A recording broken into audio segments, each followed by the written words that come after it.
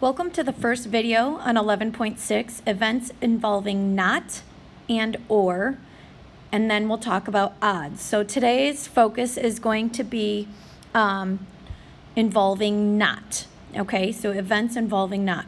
So according to the Harvard Center, the odds in favor of a fatal shark attack are 1 to 280 million, and the odds against a fatal airplane accident are 3 million to 1. We can determine the odds in favor and the odds against such events as these.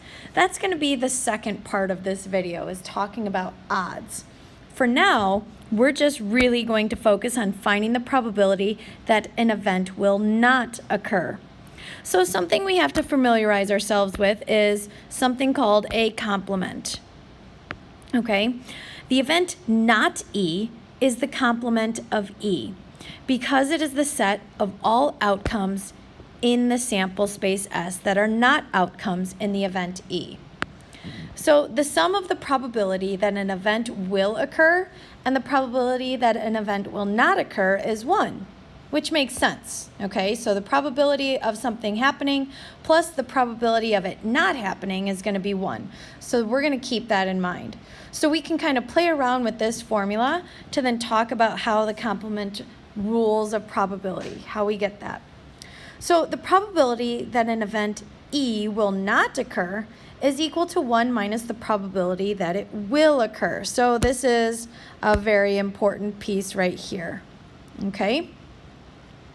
We simply take 1 minus the probability of an event occurring, and vice versa. If I wanted to know the probability of an event occurring, but I know the probability of it not occurring, I could use this formula here, okay? All right, so we're gonna look at if you were to use set notation. Notice this E kind of prime, that's called the complement, that's just the notation. So you could say the probability of the complement of E equals 1 minus the probability of that event E happening, or vice versa. The probability of that event is 1 minus the probability of its complement. All right, so really the two most important things right now are these guys right here. Okay, so let's look at this first checkpoint. So you are dealt one card from a standard 52 deck. Find the probability that you are not dealt a diamond. Okay, so what I could do is I could say, oh, well, what's the probability of pulling a diamond, right? Remember, there's 13 diamonds in a total deck, so 13 out of 42. That's our probability that we will pull a diamond. So then what's the probability of not getting a diamond? I'm simply going to subtract 1/4 from 1. So 1 minus 1/4, and that's where we get 3/4 from. So what I want you to do is I want you to take a look at checkpoint 2. Look at the table of values, look at the diagram, the graph that's next to it, and determine the two parts. What's the probability of not pulling someone from the age group of 50 to 59, or at least someone that's 20 years old? So take a look, pause the video, and check back. A very important piece before you begin is to recognize what's the total number of people being polled, all right? The number of U.S. car drivers by age group. So if you add up all these guys, 9 million, 33, 40, another 40, 31, 19, 13, and 6, it should add up to 191 million people total, or drivers total. So with that in mind, go ahead and try parts A and B. So for part A, we wanted to find the probability, and it does say expressed as a simplified fraction, all right, that the person is not in the 50 to 59 age group.